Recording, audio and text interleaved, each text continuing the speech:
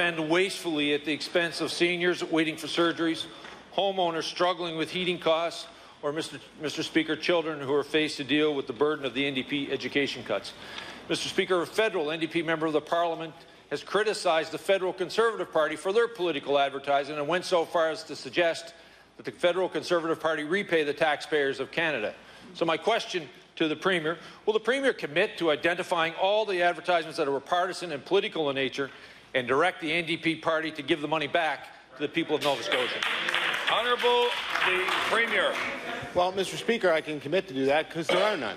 It's all of the advertising that we do through the departments is aimed at ensuring that people understand the services that they get, in fact, that the government is dedicated to ensuring that no matter where you live in the province, no matter what your income level is, you are entitled to the best possible service, and this is particularly true in our education system, where it is this government that puts kids and learning first.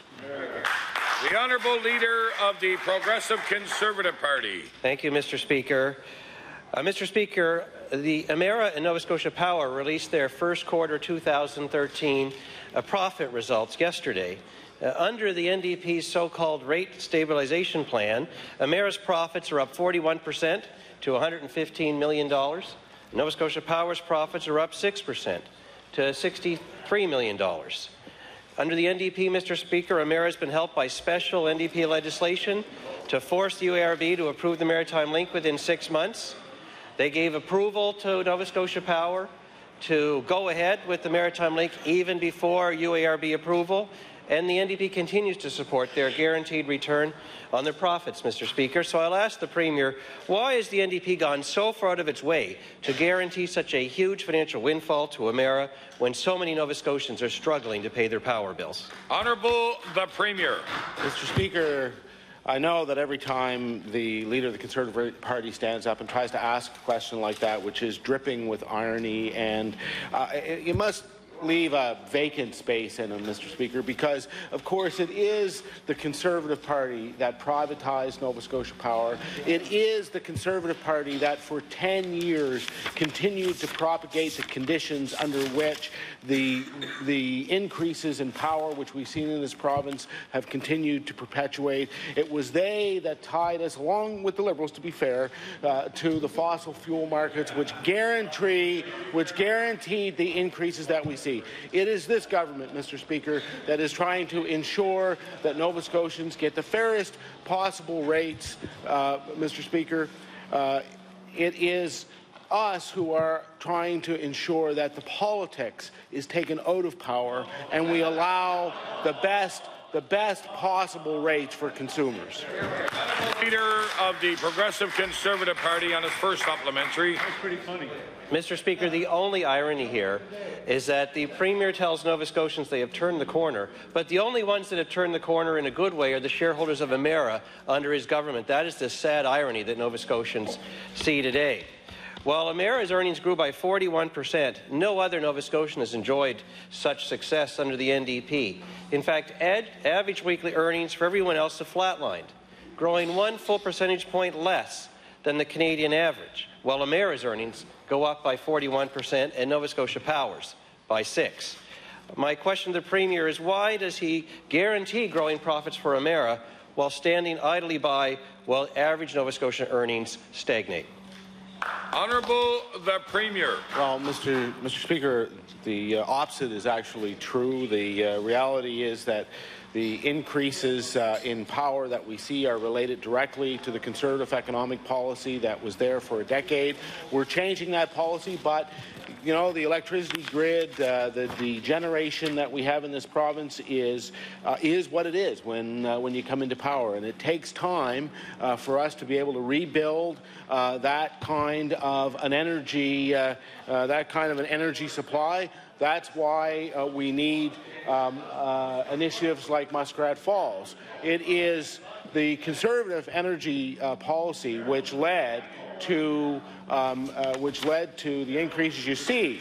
it is the policy of this government that led to the immediate 10% decline in power rates when we took the HST off of home energy. The Honourable Leader of the Progressive Conservative Party on his final supplementary. Mr. Speaker, it didn't take much time for the NDP to come in and jack up our power rates by over 30%. It didn't take much time for the NDP to come in and Emera's profits to grow by 41%. But the Premier tells Nova Scotians it's going to take time to deal with their needs, Mr. Speaker, which includes jobs and growing earnings and a cheaper electricity. But for that, the Premier tells them it's going to take time. Mr. Speaker, the Premier managed to create the ideal conditions for Emera and Nova Scotia Power for their earnings to grow, but not for anyone else. He sanctioned the Maritime Links project. He allowed them to go ahead without waiting for UARB approval, the one place Nova Scotians look to get a true independent analysis of the project. So I'll ask the Premier, why did he allow Emera to go ahead with the Maritime Links project instead of finding the true lowest cost alternative for Nova Scotians, the ones who pay the bills? Honourable the Premier. Mr. Speaker, of course, Maritime Link is the lowest cost option. That is being proven over and over again before the Utility and Review Board and is, I think, evident to most people who have looked at this. Mr. Speaker, but there is another irony in the question posed by the Leader of the Conservative Party, and it is simply this. As I understand it, and as was reported in the news, the increase in profits for Emera was tied to the fact that they were reselling the very volatile natural gas product that it had. And so the skyrocketing price of natural gas actually led to an increase in their profits. And you see, Mr. Speaker, this is exactly the kind of energy policy that the Leader of the Conservative Party would like to pursue, to handcuff us to those kinds of energy fuels that see these massive spikes and then make all of the consumers of Nova Scotia hostile to those hostage to those markets.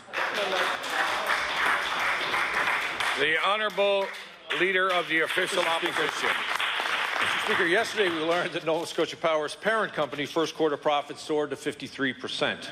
Mr. Speaker, this company's profits continue to surge under the NDP government's failed energy policies that include a new deal for the Maritime Link, a deal that will bind Nova Scotians to rate increases over the next 35 years.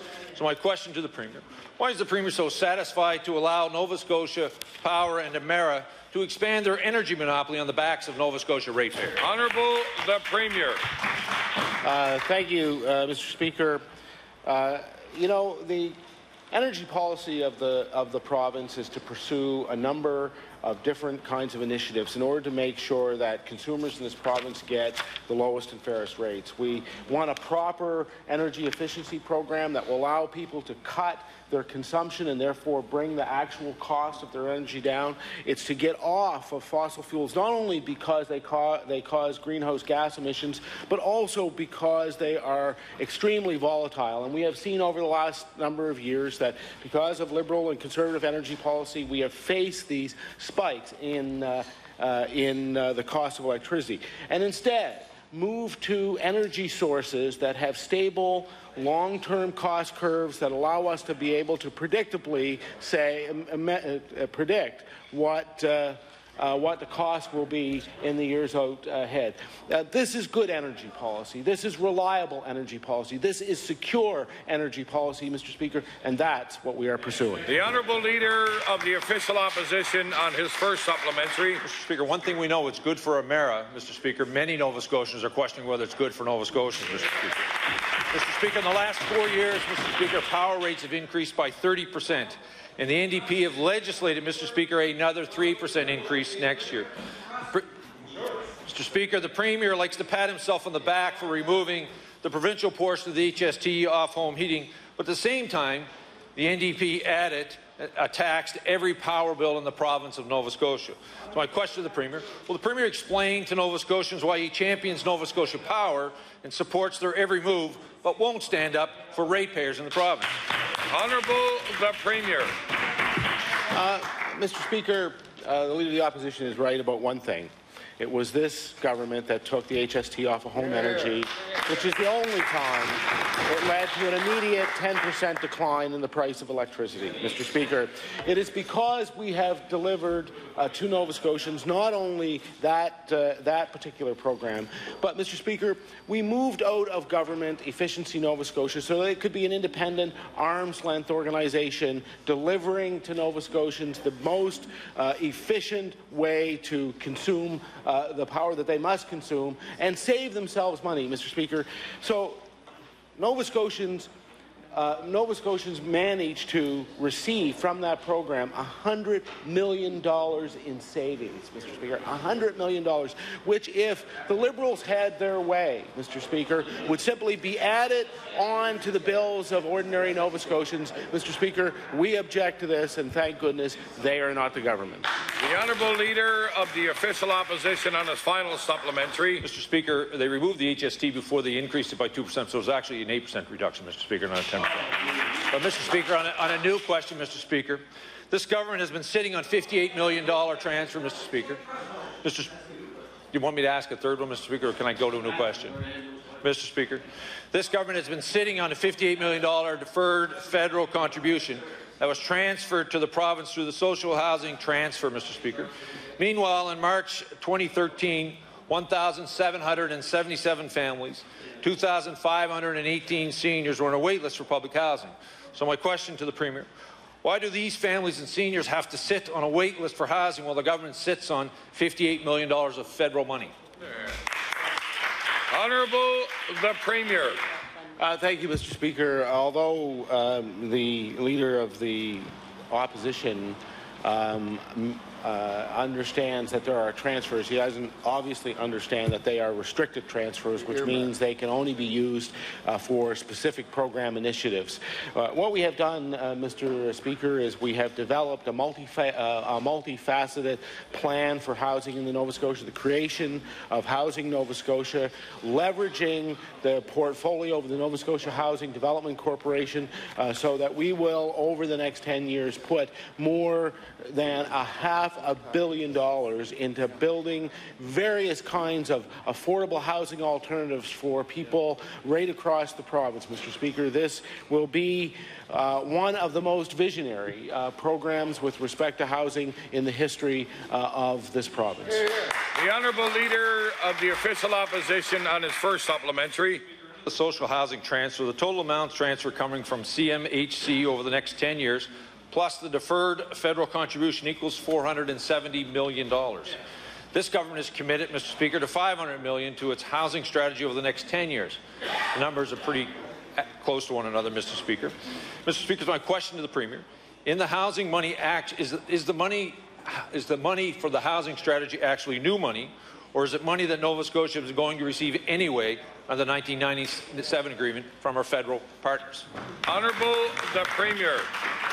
Well, finally, a good question. I'm glad he asked that one, because this is all new money, Mr. Speaker. This will be $500 million of new money, which will allow us to leverage money from other sources, including the federal government, including municipalities, including private investors, including, Mr. Speaker, any partners we can find. If there are universities, if there are non-profit groups, we will use this money to leverage with them to provide the kind of housing that people need. The Honourable Leader of the Official Opposition on his final supplementary. I would just like clarification from the Premier. He's talking about over the next years using federal money to lever money in the private sector. That, I'm assuming he's talking about using the federal transfers, or is he suggesting he's going to, Mr. Speaker, if the Premier would just let me ask my question, he could probably then answer it. Mr. Speaker, or is he going to actually spend almost a bit, Mr. Speaker, is he going to double the money he's going to spend? And would one of those partners, by the way, be Irving? Honourable the Premier.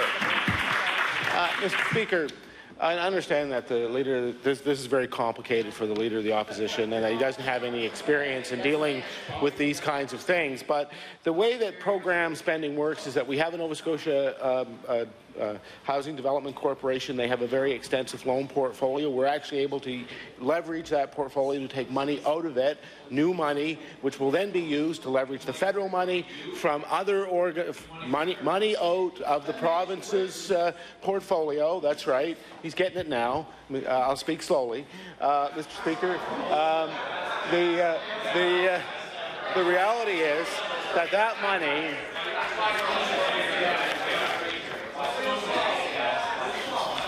Does he want me to continue to explain it? That money will come out of the Housing Corporation. It will be used to leverage many different kinds of initiatives, whether they come from municipalities, whether they come from universities, whether they come from the private sector, whether they come from the federal government. We will leverage those to ensure that people get new forms of co-op housing, that we assist them with down payments, that we put in place initiatives for new graduates to be able to access housing. I know that disappoints them, Mr. Speaker. The Honourable Leader of the Progressive Conservative Party. Mr. Speaker, the Premier is trying to convince Nova Scotians that they are about to turn the corner, but his own budget projections show more gloom ahead for all Nova Scotians, Mr. Speaker. The budget itself says that unemployment will grow in each of the next 2 years. 9% this year, 9.1% next year, 9.2% the year after that. And it says that employment, our labour force, will decline next year, Mr. Speaker. That's not exactly what Nova Scotians mean when they say they want to truly turn the corner. Yet despite projecting fewer people working, Mr. Speaker, it also somehow magically says that personal income taxes will increase by 6.8%, adding another $83 million to the budget. That's more than 5 times the surplus that the government alleges that it has. I'll ask the Premier one more time, since his own budget makes so little sense that more people are losing their job, but somehow he's going to collect more income tax at the same time. Will he finally admit the budget is not actually balanced? Honourable the Premier. Mr. Speaker, I don't know how many different organizations have to endorse the budget for the Leader of the Conservative Party to understand that the budget is not only balanced, it is undergone the most rigorous examination by and been tested against virtually every credible financial monitoring organization in the country. You can take your pick of the banks. You can talk to the Conference Board of Canada, Mr. Speaker. It doesn't matter. They all say the same thing. They all say that the budget, including the Auditor General, they all say that the budget is based, in fact, on very conservative projections for revenue for the next year, and they expect that our budget is completely sustainable. The Honourable Leader of the Progressive Conservative Party on his first supplementary. Mr. Speaker, the fact of the matter is none of those agencies have said any such thing. Even the Auditor General, as the Premier well knows, doesn't actually express an opinion on the bottom line of the budget and when it's balanced. So let's turn to the common sense of everyday Nova Scotians. They're the ones the Premier should really be concerned about. And what they see, Mr. Speaker, is that the budget projects that our population is going to decline next year by 0.1%, but somehow magically HST revenue, the take the government has out of the pockets of all Nova Scotians, is going to go up by 6.8%, adding another $80 million to the bottom line, a nonsensical conclusion in a declining population, Mr. Speaker, and that number alone is also 5 times the surplus that the Premier is claiming that he has. So I will ask him, in the interest of common sense, since his budget says there'll be fewer people in Nova Scotia, but somehow they're going to pay $80 million more in HST, will he finally admit the budget makes no sense and is in fact not balanced? Honourable the Premier. Mr. Speaker, in fact, what the budget actually does is it projects that the labour force will expand, that the level of income will be higher, and of course, as a result of that, the level of spending will continue to increase, as it does every year, Mr. Speaker. And he's quite wrong. You know, the Auditor General actually gave us an unqualified opinion with respect to the reasonableness of our budget assumptions. The Honourable Leader of the Progressive Conservative Party on his final supplementary. Mr. Speaker, in anticipation of the Premier's final answer, I do want to table for the benefit of the House the opinion of the Auditor General from his most recent report where he said there's no such thing as a structural deficit, because I know where he's going to go next, and also the message from the Minister for 2009, the audit financial statements, which show that the Premier inherited a surplus of $19.7 million. So I'm glad the Premier respects the opinion of the Auditor General. Mr. Speaker, in last year's budget, we learned that the Treasury Board knew there was a $27 million error and chose not to correct it and chose not to tell the people of Nova Scotians that their budget contained an error. That is twice the amount of the alleged surplus from this year. So I'll ask the Premier, with such a terrible track record managing the finances of the province, how can Nova Scotians believe anything that's in this year's budget? Honourable the Premier. Mr. Speaker, we managed to hit every single budget target that we made over the last 4 years. Mr. Speaker, unlike the previous Conservative government, which year in, year out, brought in budgets that had no bearing on reality whatsoever, they overspent by sometimes $300 and $400 million a year, Mr. Speaker, and then they try to claim that they are balanced. Mr. Speaker, this is a government, a past government, that received $450 million in offshore revenues, Mr. Speaker, and when we got here, there was $20 million in offshore royalty revenues, Mr. Speaker. We had to backfill all of the mess that they made before we could put in place one new program, Mr. Speaker. And yet, in the last budget, we brought in insulin pumps for kids. We replaced the children's dental program that was cancelled by the Liberals government. We reduced the amount of tax paid by seniors, and we balanced the budget. They voted against. The Honourable Member for Colchester North. Thank you, thank you, Mr. Speaker. The cyberbullying task force, which was led by Wayne McKay, presented a report with 85 recommendations to the Minister of Education. And one of those recommendations, Mr. Speaker, was calling on the Minister of Education to target funding for guidance counsellors in our public schools. So my question to the Minister is the funding that school boards currently receive for guidance targeted specifically for school-based guidance counsellors? The Honourable Minister of Education and Early Childhood Development. Thank you very much, Mr. Speaker. We have a funding formula, and we have one guidance counsellor for 500 students. It is not targeted funding. The funding formula was changed with consultation, 28 meetings with the school board, that they have that money in their general revenue. But it is in the funding formula 1 to 500. Thank you. The Honourable Member for Colchester North on her first supplementary. Thank you, Mr. Speaker. We know that from recent tragic events, young people are finding it very difficult to cope with the social and emotional challenges in front of them. And recognizing the recommendation from the task force that it be targeted, recognizing that our young people need more services, will the minister commit to revisiting the model for funding for guidance to ensure that it is based on student need and not a mathematical calculation? The Honourable Minister of Education and Early Childhood Development. Thank you very much, Mr. Speaker. We've been working together on a team around the recommendations, so I ask the Minister for the Status of Women to respond to that question. Thank you. The Honourable Minister responsible for the Status of Women. Thank you, Mr. Speaker. We certainly are looking at all the recommendations that have not to date been part of the Department of Education's action plan. This is one that's under serious consideration. Personally, I've had some ongoing consultations with students and teachers and superintendents. There is some question about whether it's guidance counsellors or whether we need to expand professional services within the health centres, or whether we should be looking at mental health clinicians. It's under serious consideration, and we certainly hope to report on that in the future. Thank you.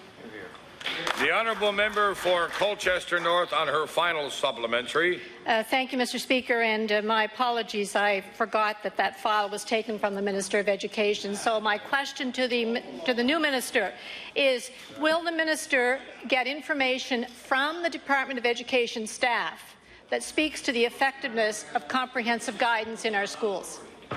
The Honourable Minister responsible for the status of women. Thank you, Mr. Speaker.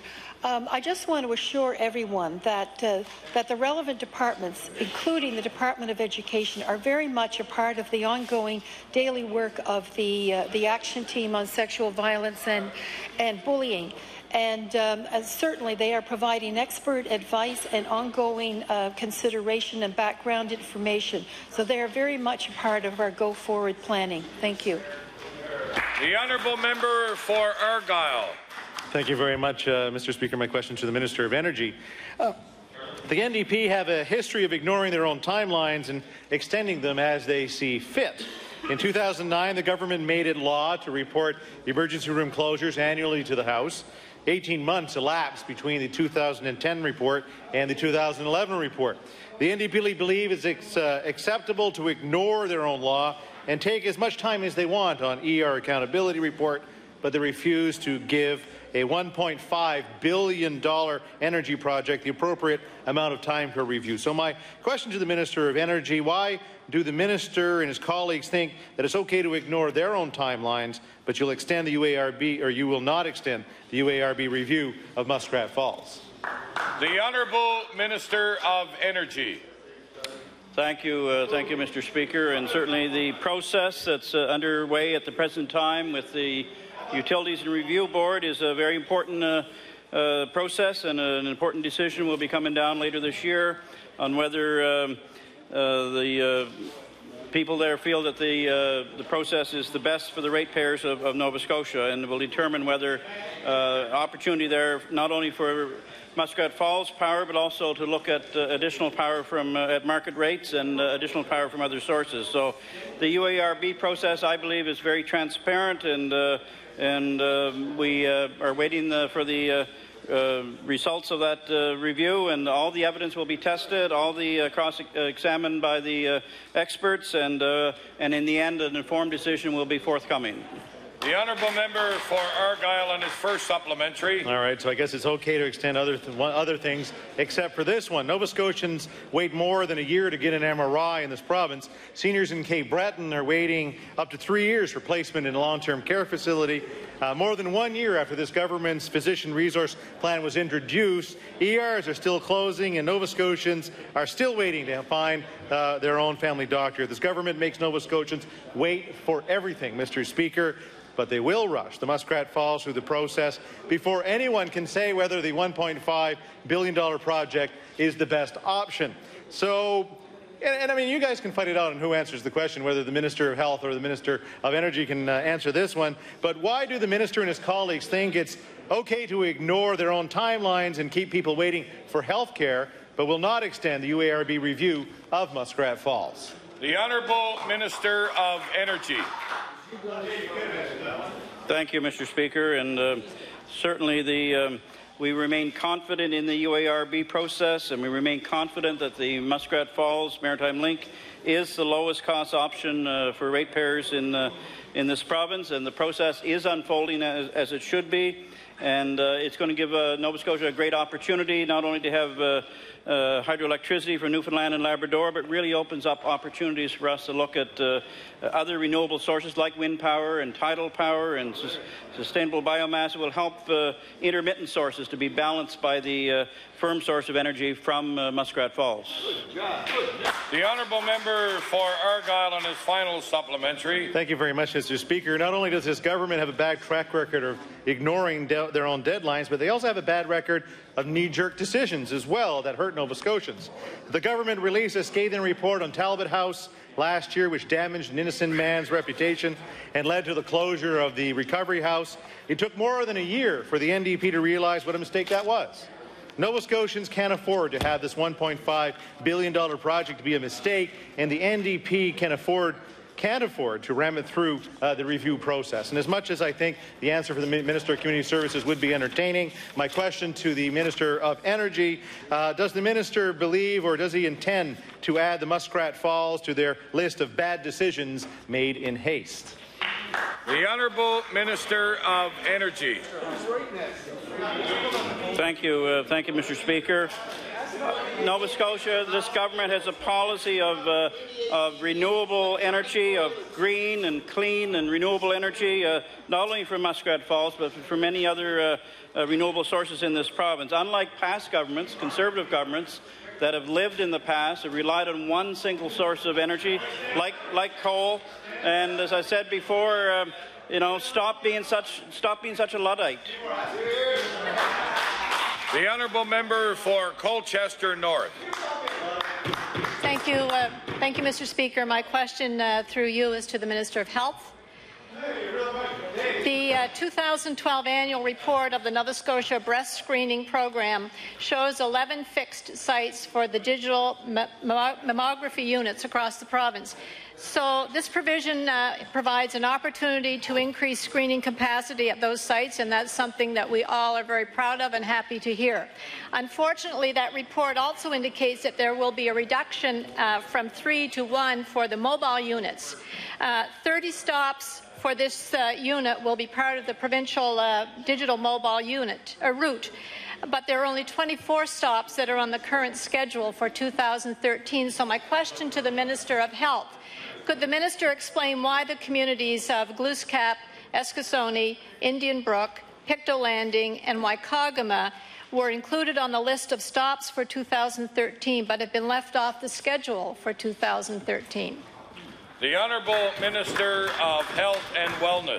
Thank you, Mr. Speaker. And I think all members would agree that ensuring that women have access to the most up-to-date equipment for mammography is the key here.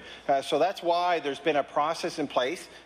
Even when the member opposite was a former minister, would have known about some of the advancements that have been working with the program to try to get all 11 fixed sites to have the digital mammography. That was the key with this program. We used to have one fixed site in the province, then we moved to 3 in Yarmouth, Sydney and Halifax. Now we knew that with the 11 fixed sites across the province, they're trying to make sure that every Nova Scotian who wants to get a mammography test can get that test. The mobile sites now used to be an analog unit, so with the advancement of technology, with the investment to make sure that digital mammography is on the mobile site, we could do more tests, more efficient, and they can get around the province a lot quicker. So with the concerns that the member brings forward, that is correct, and we have a list of those sites. So I'll endeavour to try to find out why it's not on the schedule, but we're committed to making sure that we get to those women in mostly remote areas with that mobile site so that they can get those tests that they need. The Honourable Member for Colchester North on her first supplementary. Thank you, Mr. Speaker, and I look forward to hearing from the Minister on that. We know, Mr. Speaker, that when it comes to breast cancer, Aboriginal women are more likely to be diagnosed at a later stage of the disease than non-Aboriginal women. And in fact, Mr. Speaker, this fact squarely speaks to an ever-increasing need to make sure that those communities and those folks have access close to home. So my question to the Minister would be, could the Minister please indicate when the women in Eskasoni, Glooscap, Indian Brook, Pictou Landing and Waikagama will get their communities added to the schedule? The Honourable Minister of Health and Wellness. Thank you, Mr. Speaker, and I will endeavour to get that information for the member opposite and for all members, because the key is to ensure that people have access to the most up-to-date technology, Mr. Speaker. That's why the investment over the last decade has been to try to target those fixed sites to make sure that they have the digital mammography units on them, Mr. Speaker. We've seen, and the evidence have shown, we collected all the data on the use of the mobile unit, that the use of the mobile units have declined significantly over the years because of the use of the old analog units that were on that site. Often, many of the tests, once those analog films were delivered to the fixed site for development, that they would have to require that individual to come back to a fixed site because there was an error, there wasn't good positioning. So that's why it was important to move to the digital technology, and we feel very confident that we're going to meet the needs of Nova Scotians with the 11 sites across the province.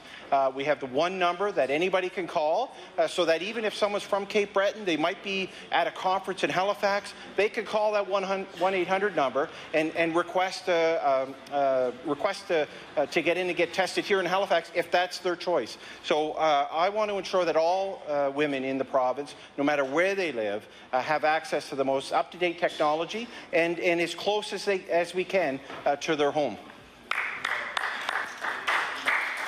The honourable member for Victoria the Lakes. Thank you, Mr. Speaker. Mr. Speaker, this government has consistently governed and operated with a no-rush approach, yet to restrict the UARB's review process for a $1.5 billion financial commitment both for the province and the ratepayers to a mere 6-month period. There's no shortage of examples to prove that when this government chooses to, they take their time delaying decisions or make no decision at all. A week ago today, the Minister for Fisheries stated that the panel tasked with reviewing aquaculture had 12 to 18 months to research and report back on the issue. So my question through you, will the Minister of Fisheries and Aquaculture explain why it's acceptable for his department to allow 12 to 18 months for a decision on aquaculture when the UARB is only given 6 months to decide on the Maritime Link application? The Honourable Minister of Fisheries and Aquaculture.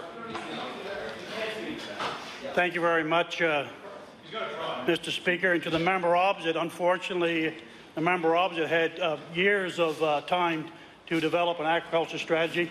We take the time, we're going to do it right. Thank you very much for the question. The honourable member for Victoria the Lakes on his first supplementary.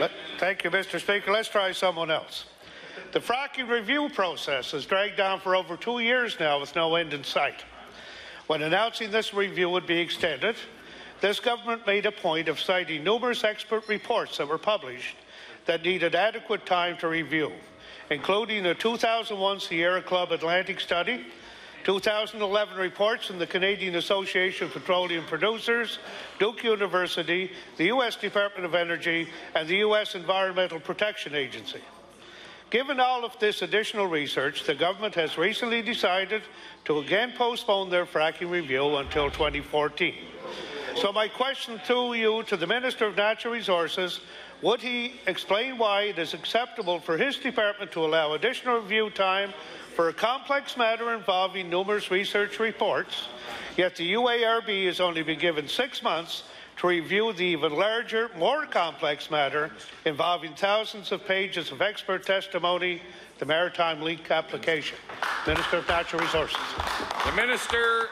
The Honourable Minister of Energy. I guess I'm speaking in my role as Minister of Natural Resources, I believe, but hydraulic fracturing is a sensitive issue, and this government is taking the time to review it carefully and is looking at it. There's no hydraulic fracturing going on in the province at the present time. The only fracturing that has occurred has been under the previous Conservative government. The honourable member for Victoria the Lakes on his final supplementary. Let's try another one, Mr. Speaker. This government's track record of mismanaged decisions has spread across all departments. The errors are not limited to delayed decisions. They're also seen in rushed, knee-jerk reactions. The short-sighted decision to cancel the funding for the Yarmouth Ferry has been shown to be the wrong decision. The amount of government funding to the area since the ferry was cancelled is roughly the amount that would have been needed to keep it going. Increased unemployment, business losses, and decreased tourism revenues all could have been avoided if this government hadn't rushed into a quick decision about the ferry. So I'll try this question to the Minister of Economic and Rural Development. Could he explain how making a rushed decision is ever in the best interest of this province? The Honourable Minister of Economic and Rural Development and Tourism. Thank you, Mr. Speaker.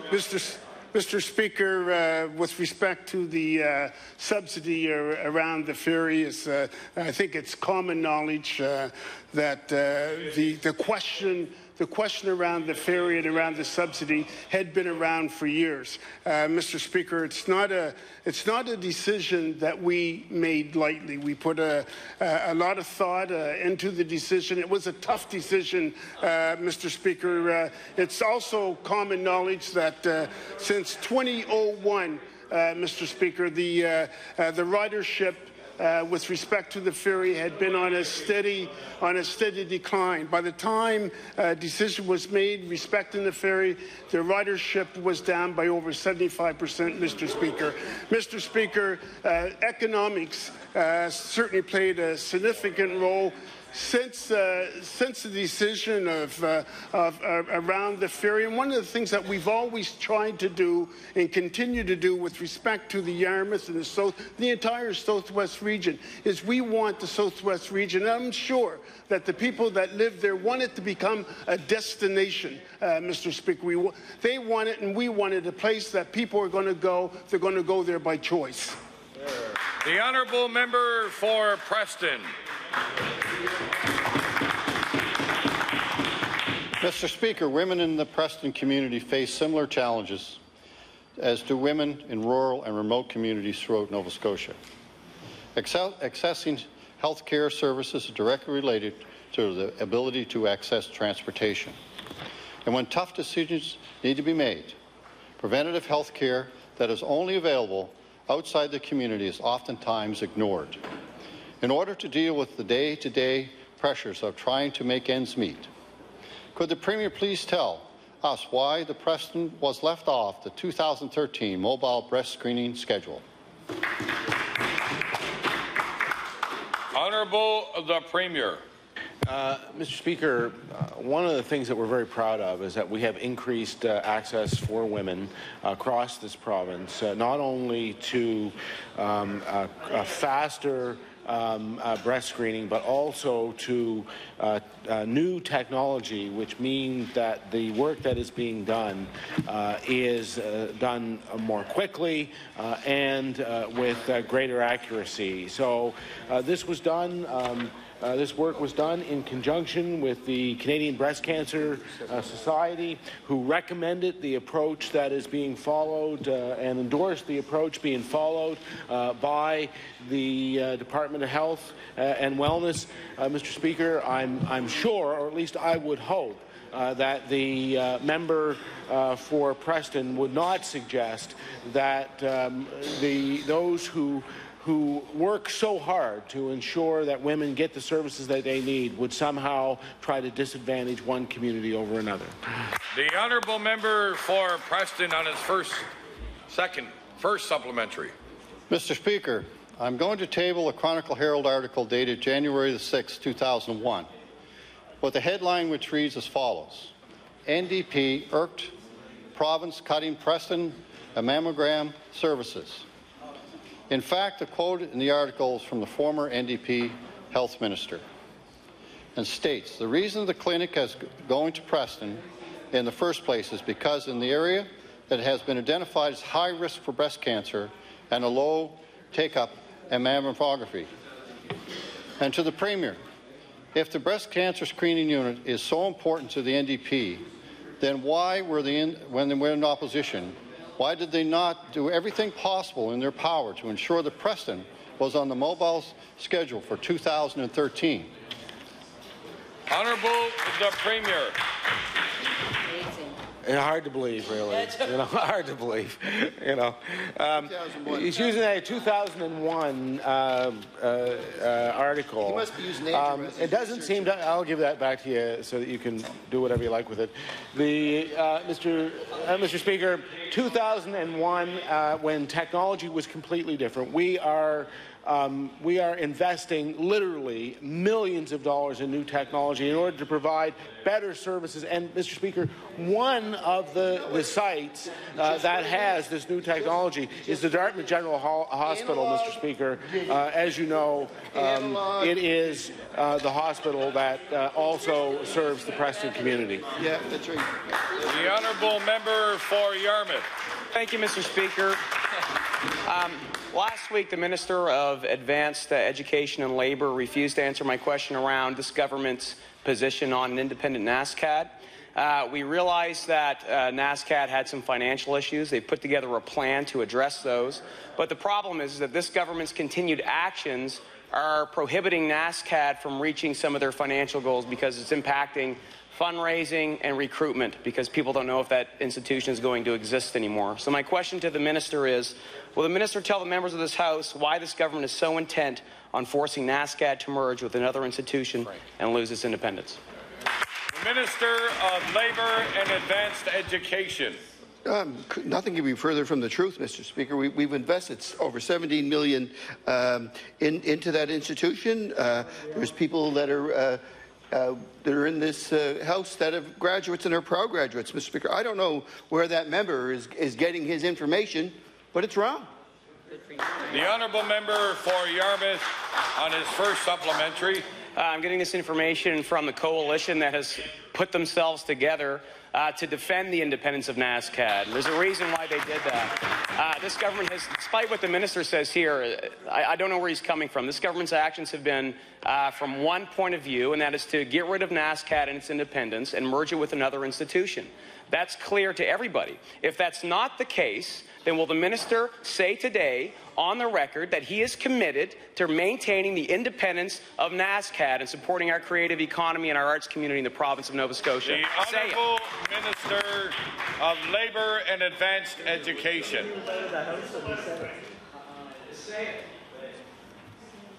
I think they want me to say it, Mr. Speaker. Mr. Speaker, what I will say is that $17 million was over and above regular funding.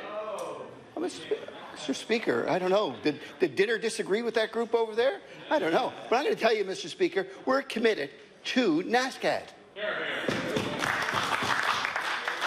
The honourable member for Kings West. Thank you, Mr. Speaker. Mr. Speaker, Nova Scotia's agriculture sector is having difficulty with the cuts to programs and services the NDP government have made. We know the Farm Investment Fund, now ironically titled Homegrown Success, has been cut drastically in recent years by the NDP government. One aspect that has been reduced but is critically important to farmers is the drainage program. My question for the Minister of Agriculture, why has the NDP government cut funding to this program? The Honourable Minister of Agriculture. Thank you, Mr. Speaker, and I'm glad to see that the member opposite is finally getting engaged in the agricultural sector.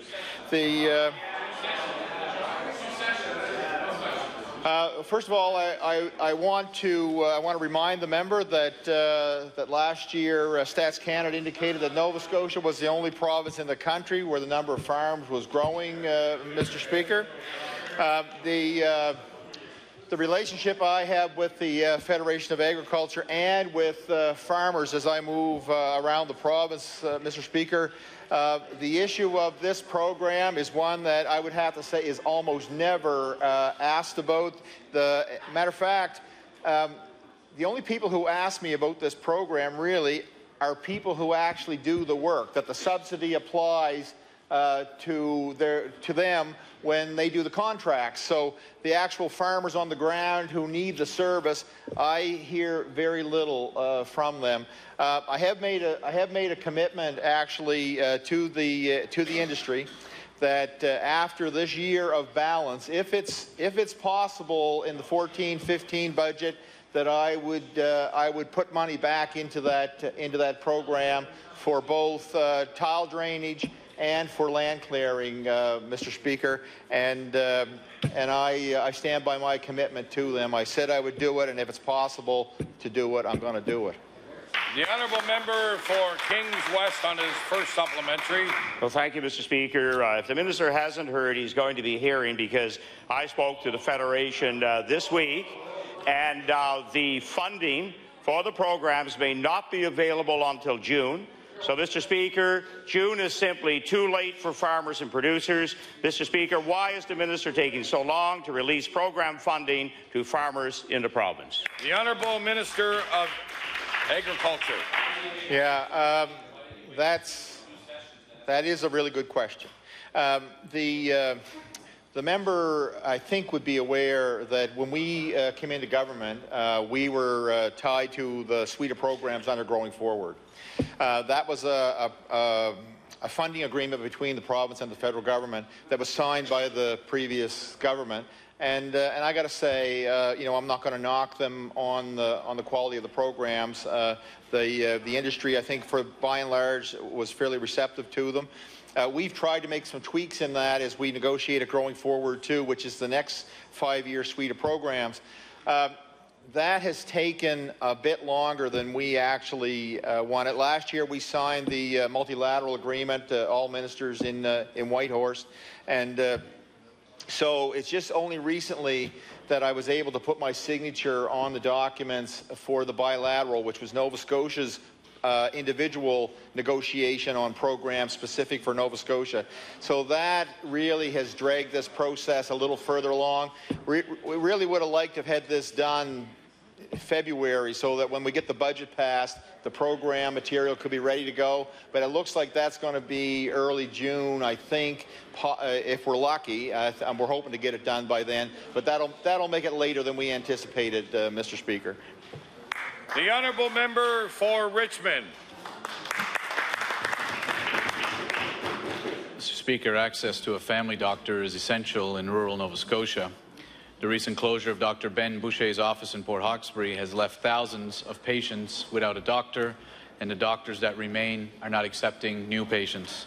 Residents are now asking what the NDP government is doing through the Department of Health to attract new family doctors to the Strait area. My question is, will the Minister of Health advise what efforts are underway in the Department of Health to recruit new doctors to the Strait area? The Honourable Minister of Health and Wellness. Thank you, Mr. Speaker. And one of the things we've done over the last couple of years is try to strategically invest in primary care clinics. We have done that in the member opposite's area that he represents. We've done it in other areas that we know have been challenged with recruitment and retention of physicians. We never want to hear about a physician leaving the province or leaving practice. We know that leaves a void with many, especially in rural communities, because those practitioners have a large volume of patients. So we're going to continue to work with the District Health Authority to try to ensure that we can get patients access to primary care clinicians. We're going to continue to invest in primary care clinics around the province so that we can attract physicians to those areas, because if you create a good working environment where you provide an environment that's working with collaborative clinicians from different disciplines, then it's more appealing. And I hope with other things that we're doing around training and the residency program that we have in the Valley for general practitioners, that we're going to capture those medical students and get them to stay here in the province, and more importantly, Mr. Speaker, practice in rural communities. The honourable member for Richmond on his first supplementary. Mr. Speaker, the WB Kingston Memorial Clinic in Lardwes, which services thousands of patients as well, is currently without a physician. Local physicians are coming in 1 day a week, which makes up for 2 days a week, and quickly their days fill up with appointments. The rest of the residents are left to wonder where they will find a family physician, especially since those existing in other communities are not taking new patients. The earlier question I asked is what specifically is the Department of Health doing to attract physicians to rural Nova Scotia? I don't believe we received an answer to that, so allow me to ask the Minister again. Will the Minister tell us the name of the individual or individuals in the Department of Health who are responsible for physician recruitment for doctors in rural Nova Scotia? The Honourable Minister of Health and Wellness. Thank you, Mr. Speaker, and I'd have to disagree with him. I was answering his question. We've done a number of things. I've talked about the residency program that is the first of its kind in the country, that we have 5 medical students now in the Valley practicing in a rural setting. We're going to have another 5 in July, so that'll be a complement of 10 every year going forward. And it's our hope that those individuals who are practicing now in that type of environment will stay in a rural community and not just stay in the Valley, hopefully go to Cape Breton.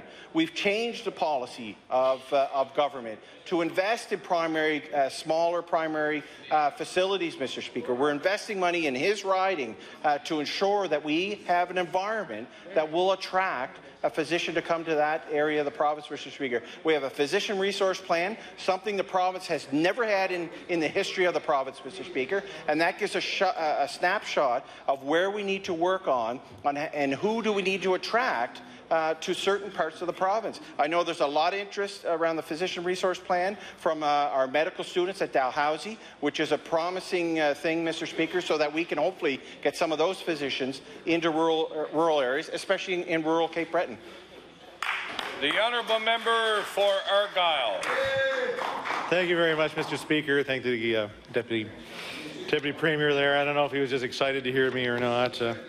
My question is to the Minister of Health as well. The NDP denied Capital Health's permission to end the subsidy to Tim Hortons and cafeterias on 3 separate occasions, Mr. Speaker. Capital Health said that they expected to see $1.4 million in losses from their food services, and I will table that article from CTV Atlantic. There are some money pits, and Capital Health tried 3 times to allow someone to take over these operations. Visitors, healthcare workers and patients really don't care who runs the Tim Hortons, and what matters to Nova Scotians is when money is irresponsibly taken from frontline healthcare. Will the minister allow Capital Health to cut their subsidy to Tim Hortons and redirect the money into frontline care for Nova Scotians?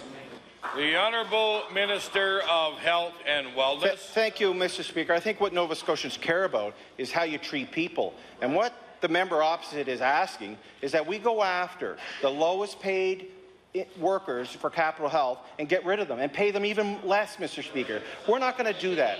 And he's misleading Nova Scotians because the Tim Hortons, Mr. Speaker, and he knows, because we provided them information, that one Tim Hortons actually is making a profit, one is just below, so there's about a $15,000 loss in the Tim Hortons. So Tim Hortons are not losing money, Mr. Speaker. What's happened over the last number of years is that we require the cafeteria services in our hospital to provide more healthy options for Nova Scotians when they enter the healthcare facility, Mr. Speaker. That has driven costs up.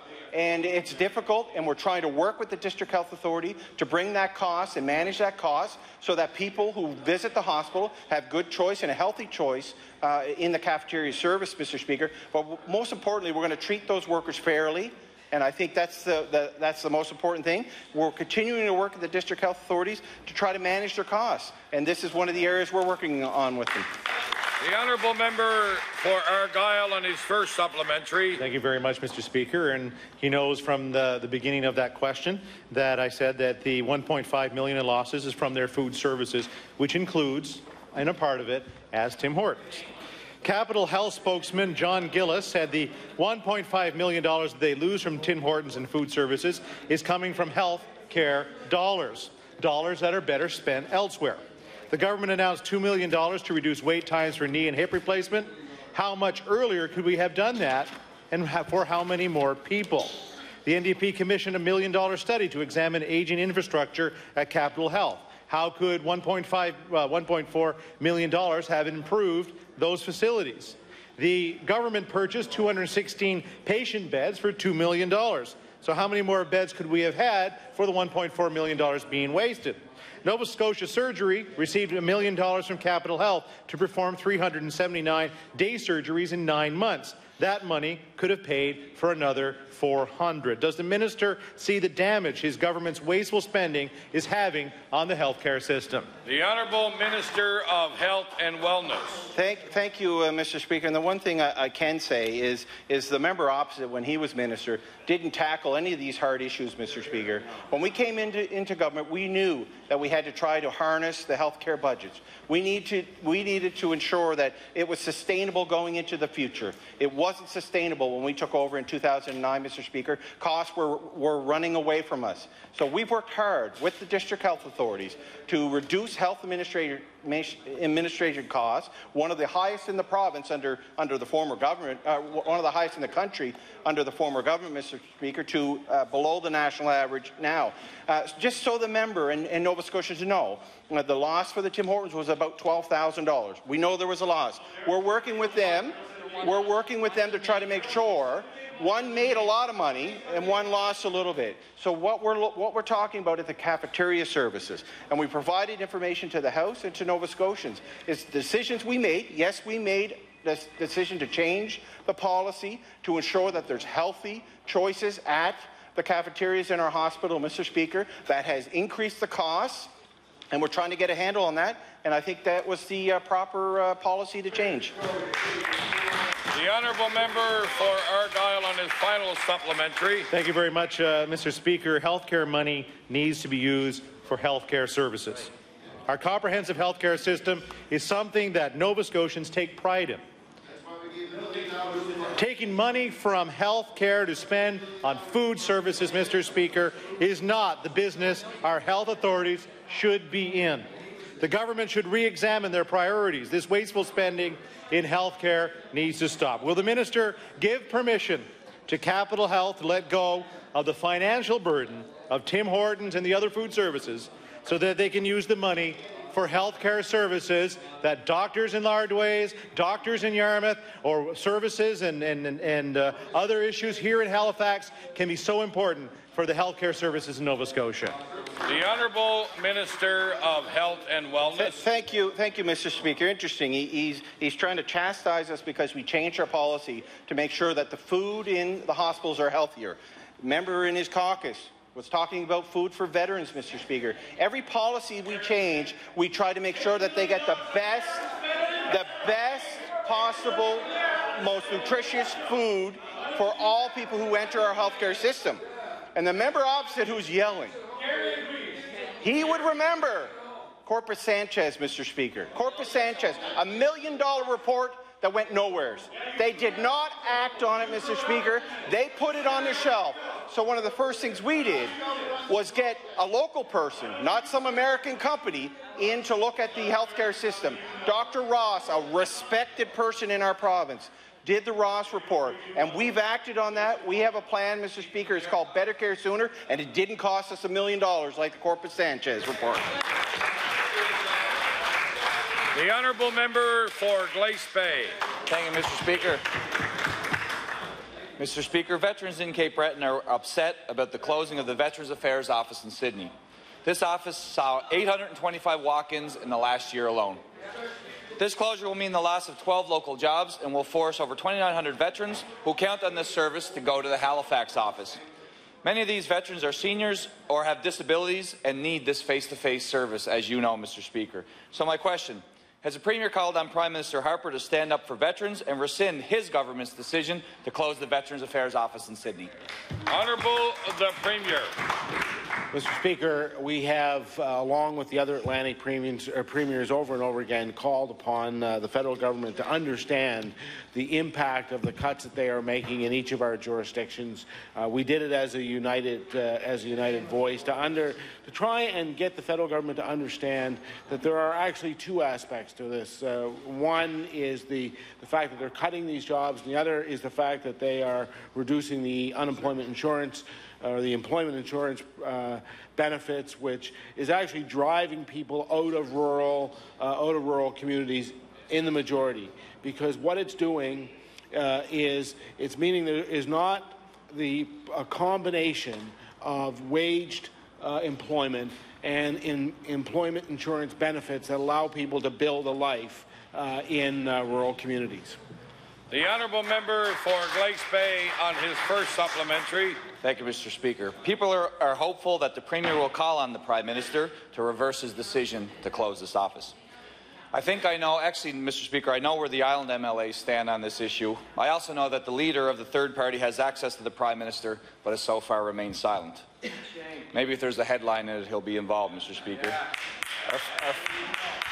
Our forces have shaped the landscape of Canadian culture.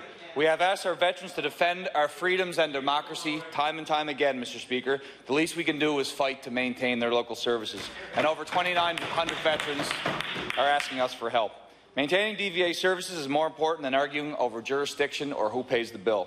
It's simply the right thing to do for those who have made the ultimate sacrifice or were willing to do so.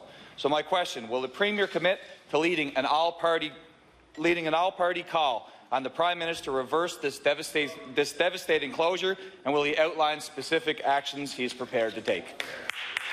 Honourable the Premier. Speaker, I think it's fair to say it's not just Island MLAs who are concerned. It would be all of the MLAs in the House, and I suggest that they would come from all parties. You know, the reality is that we live in the society that we live in because of the sacrifices that were made by our veterans and by the sacrifices that are continuing to be made by those men and women who serve today and who will become our veterans, Mr. Speaker. I think we have done better than an all-party committee. If the member opposite had the opportunity to see the press conference that I held with the other premiers from the Atlantic provinces, he would know that in that press conference there were conservative premiers, there were liberal premiers, there was obviously an NDP premier, all of us united in asking the federal government to understand the impact of their job cuts and the impact of the cuts to employment insurance benefits on Atlantic Canada. The honourable member for Yarmouth. Thank you, Mr. Speaker. 2 years ago, this government caved to calls of the opposition and public pressure to fund Lucentis. However, that was only available for individuals seeking that medicine in Halifax. I think it was a number of months later that the Department of Health extended that coverage with one doctor in Cape Breton. Yeah, and that is something that the Liberals clap for too, because we've been pushing you to do it for the 2 previous years before you did. My question to the Minister of Health is, why don't we have this medicine accessible in the southwestern part of the province? The Honourable Minister of Health and Wellness. Thank you, and thank you for the question, because Avastin has been used for a number of ailments, and one of the things is it's not just as easy to say we'll cover the cost of Avastin. So one of the things, Lucentis, it was Avastin he was talking about, right? Lucentis and Avastin can be used for the similar thing. So for Lucentis, that we added to the formulary for Cape Breton because we knew about the travel costs. So I know the member opposite is concerned about the travel costs from the other end of the province coming up to Yarmouth. One of the challenges we had when we put Lucentis onto the formulary is ensuring that we had the right clinicians who are trained to provide that care. So there are opportunities for clinicians to have the ability to give Lucentis. So we'll work with any group that can provide it, because we're going to fund that anyways. So that's part of the challenge, is making sure that people are properly trained, especially the technique, because of course that is an injection into the eye. So there's got to be some safeguards in place to make sure that that clinician has the ability to provide that, and it has to be in the appropriate setting. It just can't happen in any office around the province. You have to have the setting. You have to have the support of the district health authority to ensure if there is any complications that you can support them. The honourable member for Yarmouth on his first supplementary. Thank you, Mr. Speaker. I want to assure the minister it's not just the costs of coming to Halifax and receiving that treatment. We're talking about seniors with vision impairment. So actually traveling to Halifax is not an option for a lot of these folks. And as the minister knows, there are limited transportation mechanisms for those seniors to come here. I've also been told that we do have an ophthalmologist in Yarmouth who is qualified to provide this drug, and we have a regional hospital in Yarmouth as well. So we do have the right things in place to make this happen. We just need political will, Mr. Speaker, to ensure that residents in the southwestern part of the province have access to this treatment as well. So will the minister commit today to ensuring that Nova Scotian citizens who need Lucentis in order to see will have their treatment accessible in the southwestern region of this province? Honourable Minister of Health and Wellness. Thank you, Mr. Speaker. We could have the most advanced technology available in the province, but we still need the manpower. We still need those specialists who are trained to do those procedures. So specialized ophthalmologists need additional training. They need to have specialized equipment. They need to ensure that they have an environment that supports them when they do procedures like what the member opposite is asking about. So it's not just the fact that there's a hospital or regional hospital there. We need to ensure that there's the specialists or the clinicians are there in place to provide that service, but also the equipment and all that goes along with it, Mr. Speaker. We know as we move forward, there's going to be new procedures that come on board. Unfortunately, we can't offer them in every jurisdiction. I know that many Nova Scotians travel from Cape Breton, many Nova Scotians travel from Yarmouth and that end of the province to come to Halifax to the tertiary care hospital or to the IWK, because there are where the specialists and those most brightest clinicians that we have working in the healthcare system. I wish we could have them everywhere, but we don't have that system. It's not a sustainable system. I think we're trying to ensure that we have services available for those Nova Scotians. If those specialists are available in that area and they talk to us, I'm more than happy to work with them. The honourable member for Halifax-Clayton Park. Thank you very much, Mr. Speaker. And my question today is for the Minister for Service Nova Scotia Municipal Relations. And, Mr. Speaker, this is a question relating to condominium legislation and the need to protect condominium owners. I did provide the Minister with a copy of the letters that I'll table today, simply because it's good to remind him of where the situation is. But I'd like to read from one of the letters that comes from the Waterton condominium, which is in Halifax and is a condominium that's had many disputes with their developer since they were they had their first board meeting in 2011. And they have given quite a number of suggestions to the Minister about changes they would like to see in the Act. But one of the ones they feel is most pressing and could be done most easily is itemized in the letter from January 16th, 2013, and it is, I'm just going to read the bolded part. It says, we recommend that certain sections be amended to specifically provide that the developer gets 1 vote to remove directors and 1 vote to replace directors. As the Act stands today, Mr. Speaker, it's clear that there was only 1 vote for a developer in removing directors, but if they can then, it's unclear about whether they can then have many votes to replace the directors. So really, in essence, put their own board back in again. And the way they get those extra votes, where it remains unclear and isn't addressed in the Act, is they can have proxies and they can also vote for all the empty units that have yet to be sold. So they can very easily outbid or outvote the existing individual unit owners in a condominium. And it's a loophole and a shortcoming of our Act that it exists today. And in order to replace directors, you have to work very hard, Mr. Speaker, to get proxies and do certain things. But it could be a complete sham if the developer has more than 1 vote to replace them. So, Mr. Speaker, my question to the Minister really is, does the Minister agree that where the Act is silent on the number of votes that a developer gets in replacing board members, that it should say 1 vote is given for both removing and replacing members of the board? The Honourable Minister, Service Nova Scotia Municipal Relations. Thank you. Thank you, Mr. Speaker. I have to say I admire the tenacity of the member opposite. I think as long as I've been Minister for Service Nova Scotia Municipal Relations, her being a voice for condominium owners shows the impact it has, I think, for her as an MLA and her constituency. Something certainly I don't run into in my own constituency. And so I got to say I've learned a fair bit about this. I met with the condominium owners of Nova Scotia.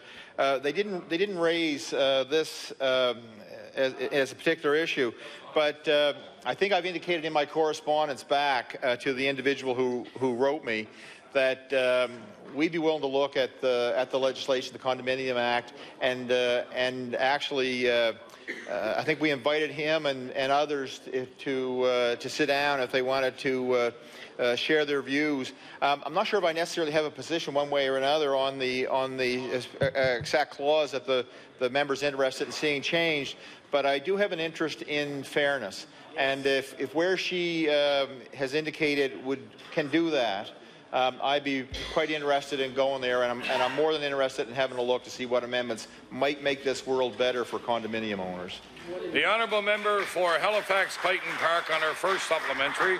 Thank you, Mr. Speaker, and I do appreciate the answer of the minister. I just want to stress that this is an issue about protecting condominium owners, and that this particular single issue that I picked out to raise today would be one that would be very, I think it's very clear that it's not fair, which is exactly what the minister said he would like to see, is more fairness. The registrar for condominiums has indicated that this particular change should be made, and I would like to hear the minister today indicate that this change should be made.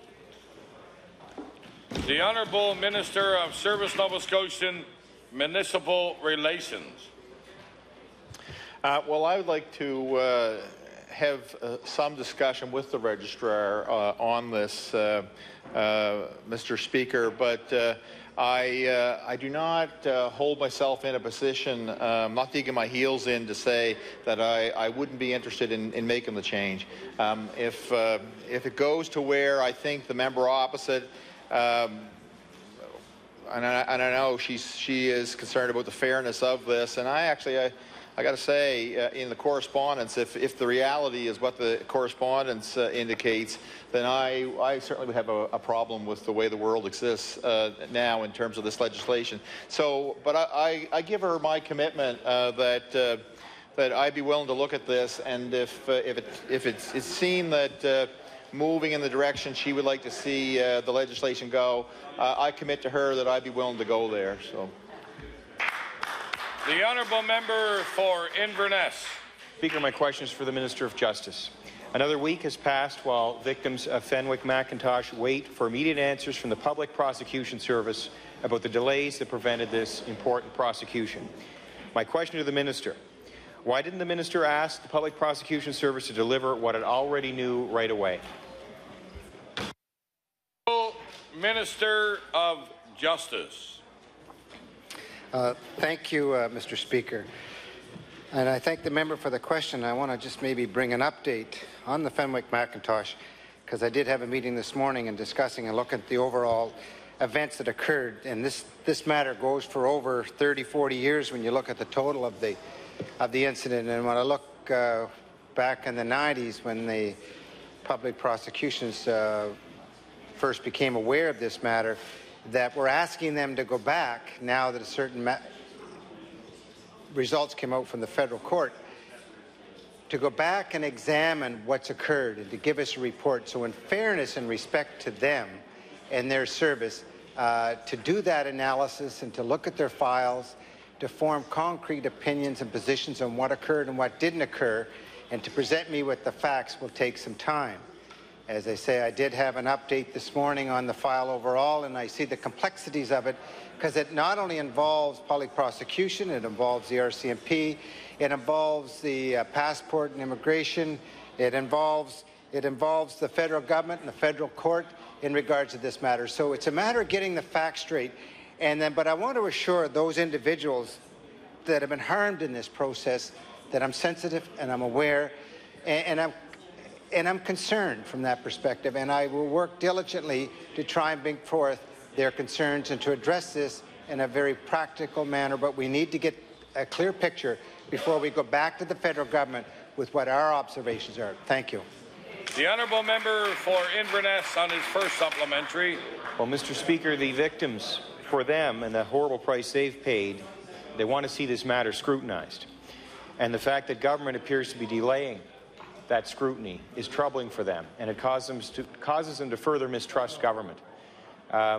We all depend on the Public Prosecution Service to hold people to account, and this is a case where that has not happened. So, Mr. Speaker, will the minister simply and respectfully tell the Public Prosecution Service, who, yes, there are many people involved, but from a high-level perspective, they know what happened, they know what went wrong. Would the minister simply tell the Public Prosecution Service to tell everyone what they know today and what they have done, hopefully, to fix these things that have been happening over the years so that these situations aren't happening right now? The Honourable Minister of Justice. Thank you, Mr. Speaker. Once again, and I apologize to you, Mr. Speaker, and to this House for not being clear in saying that in all due respect to the complexities of this issue, it is incumbent upon me as the Attorney General to ensure that I give people that are in positions of authority and responsibility time for them to read their documents so that when they do make a presentation to me before a decision can be made, that it's to the best of their knowledge and taking into consideration all access to information that they have, and then present that. This matter, once again, I'll reiterate, involves the police, public prosecutions. It involves several stages and arms of the federal government where I see that there are gaps in the system that need to be addressed. But before judgment is made, let's get the facts and we'll go forward. I want to reiterate once again, and I will every time I give this answer, for those individuals that have been harmed, that my heart goes out to you, that I understand the hurt that's there, and that it's our job to ensure that that people have confidence in the justice system, and I will continue to work diligently to try and maintain that confidence. The honourable member for Inverness. Mr. Speaker, I don't think this matter is overly complicated. Many people know the chronology of events that happened. There's just a few blanks that need to be filled in. And I do believe this is something that the Public Prosecution Service knows right now, what happened, and I believe they should be coming forth with it. Mr. Speaker, asking for a report to be due when the legislature is no longer sitting, and which is what the minister has asked for, is not a great way to show transparency. Tomorrow might very well be our last day here in the legislature. Well, and this is an example, Mr. Speaker, of an important matter that should be scrutinized in the legislature. So, Mr. Speaker, will the minister show that he welcomes scrutiny by calling on the Public Prosecution Service right now and indicating how important it is to have a report today, however incomplete it is, so that we can at least spend tomorrow scrutinizing it? The Honourable Minister of Justice. Well, I'll just say to the member, I'm not going to repeat myself. I gave an answer last week in this House on that matter. I've given it today.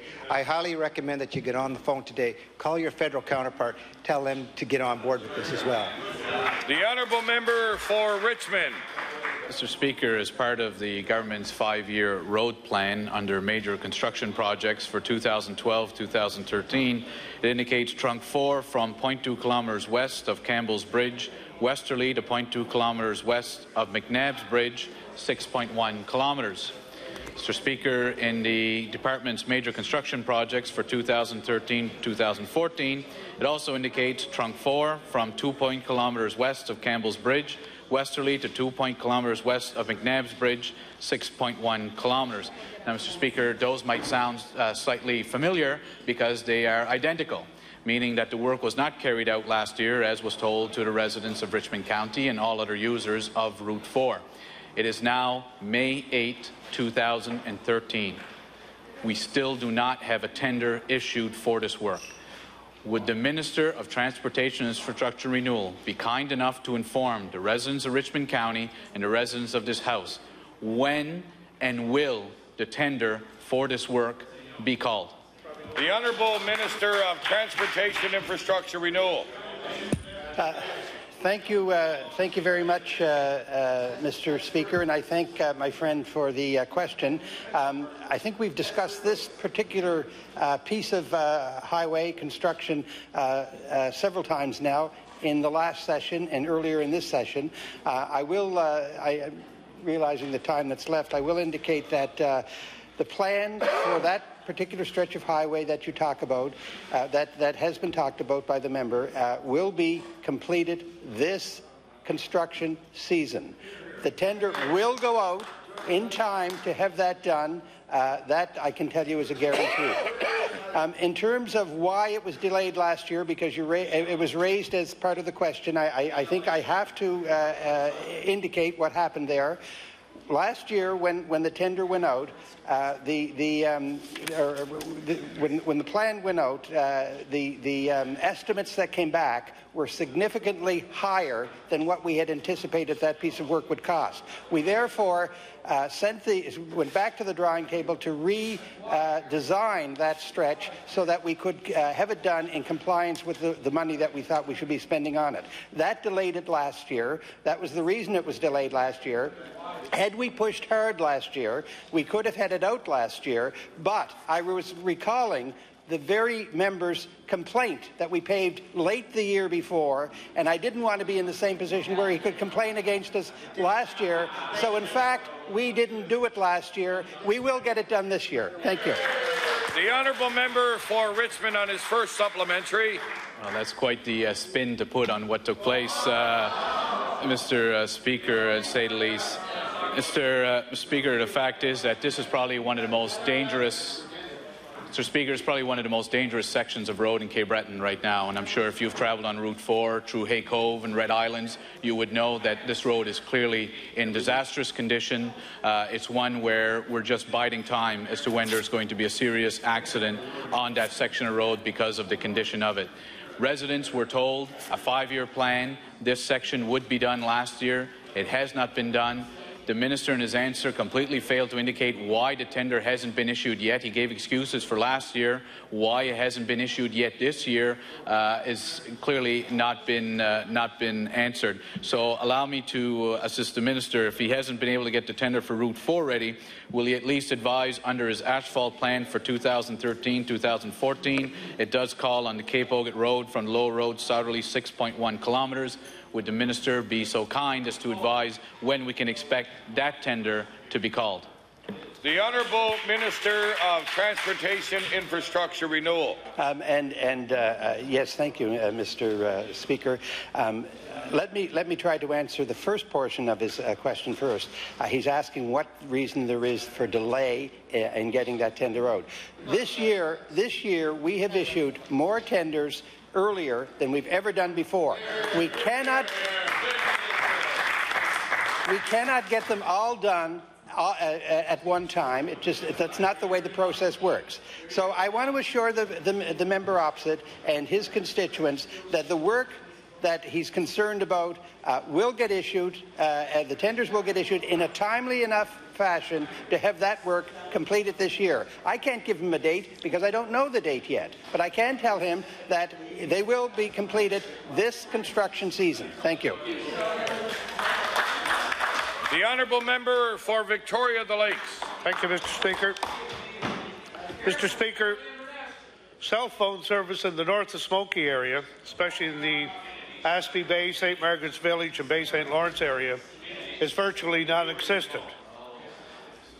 And you know, Mr. Speaker, we know that in some cases of emergency, the only way to access help quickly is through cell phones. And the residents of the area have been attempting to have cell phone coverage for years now. So my question is to the Minister responsible for EMO.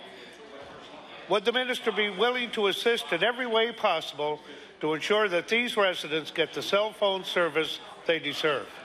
The Honourable Minister of Economic and Rural Development and Tourism. I got it. EMO. Ross. The Honourable Minister responsible for the Emergency Measures Organization. Thank you, Mr. Speaker. And I share the same concern from the member there as being an avid cyclist and being out in the on the trail there riding my bike. I know a few times to try and use the cell phone that it's not accessible. So it's a matter of consulting with my colleagues to see how we get that fulfilled. We know that there's gaps in the system, and we do know that we have one of the best systems for being connected in North America. And so we're happy from that perspective, but I do share some of the same sentiment from being a cyclist and riding through the Cabot Trail and seeing some gaps in the system.